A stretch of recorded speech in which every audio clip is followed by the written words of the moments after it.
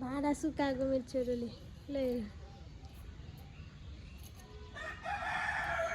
कति जाने आमाले यस्तै गर्नुहुन्छ त्यही देखेर। अनि अहिले सुकाउने हो साना त्यहाँ जल चढाएको जल सल फालेर अनि सुकायो कि त्यहाँ किन नि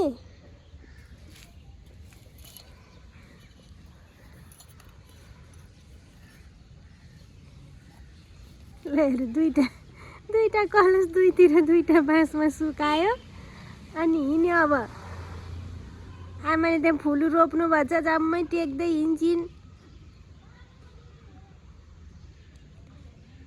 जयमा चढाएको जल जति जम्मै फालेर अनि भाँडा सुकायो कि अहिले नै।